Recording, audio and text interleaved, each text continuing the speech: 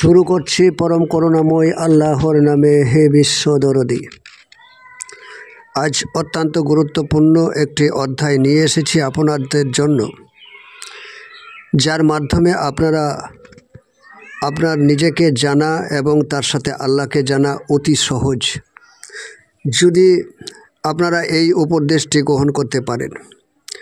অনেকেই আমাকে বলেন যে একটা মুশাহিদা মোরাকাবা শিখিয়ে দেন, বা একটা ধ্যান প্রসেস শিখিয়ে দেন, বা এমন কোনো আমল দেন যার মধ্যে দিয়ে আমরা আল্লাহকে লাভ করতে পারি।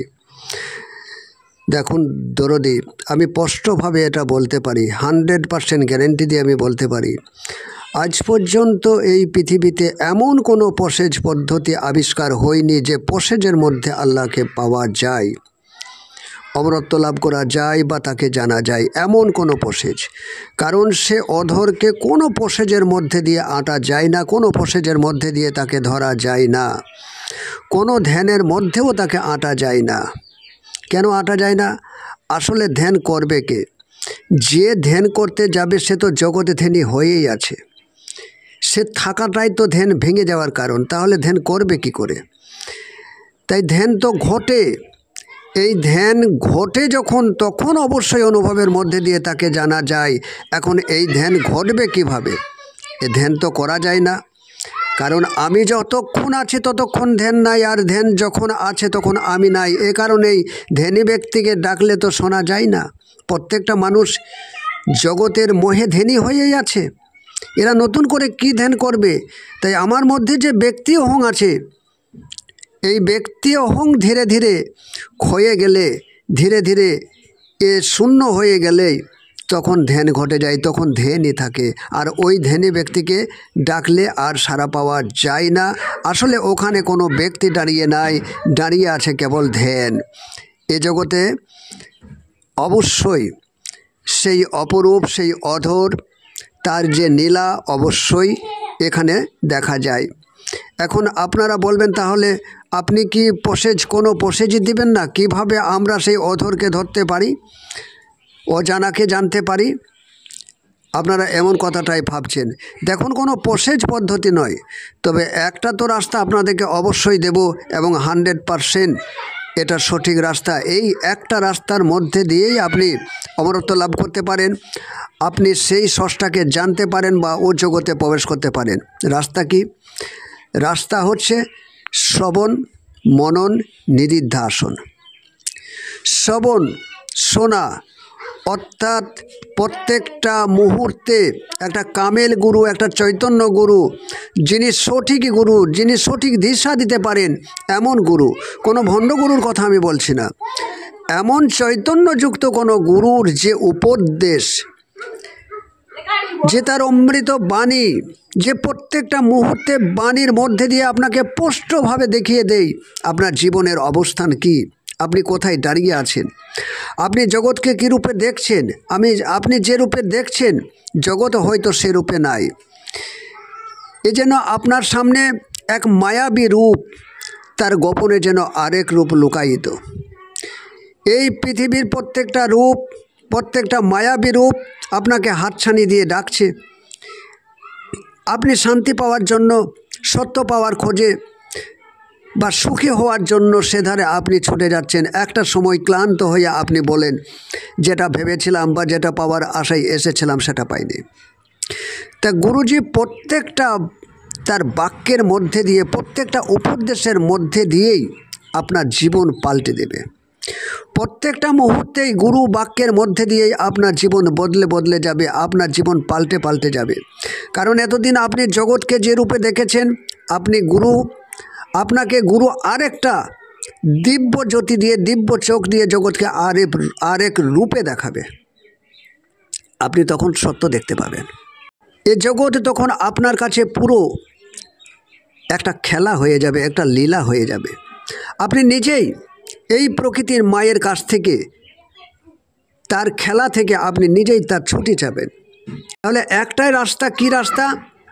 শ্রবণ, মনন, অর্থাৎ গুরু যে উপদেশ দেয়, গুরু যে বাক্য দেয়, ওই বাক্যকে মন্থন করা, অর্থাৎ পর্যবেক্ষণ করা, অর্থাৎ সেই বাক্য নিয়ে রিসার্চ করা, আমার গুরুজি কতখানি সত্য বলল, ইহা বাস্তবময় কতটা, বিজ্ঞানময় কতটা, এর যুক্তি কতটা আছে, এর তথ্য কতটা, তিনি যা বললেন তাকে আমি দেখতে পাচ্ছি। প্রত্যেকটা চৈতন্যধারী গুরুর বাক্যর মধ্যে দিয়েই আপনি স্পষ্ট দেখতে পাবেন। সে তো উপদেশ দেবে, সে তো বাক্য বলবে, সে তো বোঝাবে, আর বোঝানোর মধ্যে দিয়েই আপনি স্পষ্টভাবে ওই রূপটাকে আপনি দেখতে পাবেন। এটাই একমাত্র রাস্তা, গুরুকে শ্রবণ করা, তার উপদেশকে শ্রবণ করা। দ্বিতীয় পথ হচ্ছে তাকে মন্থন করা, গভীরভাবে তাকে বোঝা। আর আপনি গুরুবাক্য যত গভীরভাবে বুঝতে পারবেন তত গভীরে আপনি প্রবেশ করতে পারবেন। আর যত গভীরে আপনি প্রবেশ করছেন ততই আপনার জীবনে অটোমেটিকলি একটা নিদিধ্যাসন ঘটছে। নিদিধ্যাসন কি? এটা ধ্যানেরও একটা উপরি জগৎ। অর্থাৎ ধ্যান করা নয়, প্রত্যেকটা কর্ম আপনার ধ্যানযুক্ত হয়ে ওঠে। এটা ধ্যানের একটা উপরি জগৎ। অর্থাৎ বোঝার সঙ্গে সঙ্গে আপনার জীবন পাল্টে যাচ্ছে। আপনি আর জগৎকে পাল্টাচ্ছেন না, জগৎকে নয়, আপনি নিজেকে পাল্টাচ্ছেন। কারণ আপনি ইতিমধ্যে গুরুর বাক্যের মধ্যে দিয়ে বুঝে গেছেন এই জগৎ বলে কিছু নাই, বা জগৎ বললে কিছু থাকলেও তাকে পাল্টানো যায় না। যে যে রকমের আছে সে সেইভাবেই থাকবে।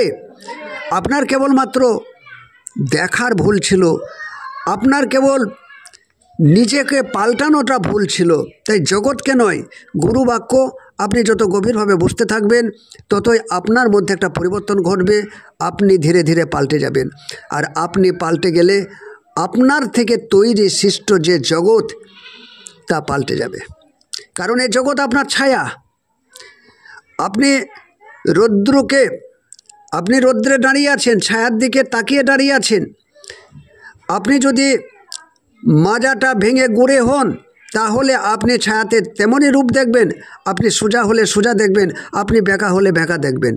পুরো এই জগৎ আপনার কাছে একটা ছায়া স্বরূপ। আপনি যেমন তেমন আপনার জগৎ।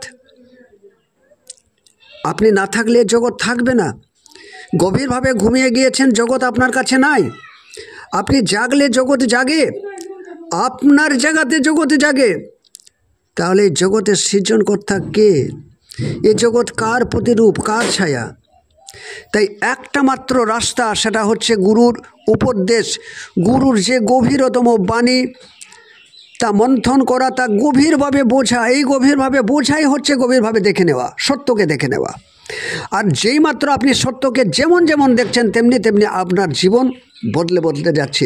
অর্থাৎ আপনি সত্য জগতে প্রবেশ শুরু করেছেন। এই একটা রাস্তা, এই রাস্তার মধ্যে দিয়েই আপনি মুশাহিদা মোরাকাবা বলুন, ধ্যান বলুন, আর ধ্যানের ঊর্ধ্ব জগতের কথাই বলুন, বা চৈতন্যযুক্ত জগতের কথাই বলুন, সে জগতে প্রবেশ আপনার অটোমেটিকলি শুরু হয়। তাই কোনো ভ্রান্ত ধারণাতে না গিয়ে দীর্ঘদিন ধরে আমল করো, জিকির করো, ধ্যান করো, মুশাহিদা মোরাকাবা করো, প্রার্থনা করো। কিচ্ছু হবার নয়, কিচ্ছু হবার নয়। এ করে আপনার মন একটু শান্ত হতে পারে, একটু তৃপ্তি হতে পারে, এই পর্যন্তই। আপনি সত্য কোনো দিন জানতে পারবেন না, সত্য কোনো ধ্যানের মধ্যে পাবেন না। সত্য একমাত্র গুরু যতদিন বা আপনাকে না জানিয়েছে আপনি সত্য জানতেই পারবেন না। তাই গুরুই একমাত্র আপনাকে সত্য জানাতে পারে, এবং সেখান থেকেই আপনি সত্য জানতে পারবেন। এটাই হচ্ছে গুরুর কৃপা। তাই একটাই রাস্তা, শ্রবণ, মনন, নিদিধ্যাসন। ইহা ছাড়া দ্বিতীয় কোনো বিকল্প নাই। কোনো রাস্তায় সেই অধরকে ধরা যাবে না, কোনো রাস্তার মাধ্যমে তাকে পাওয়া যাবে না।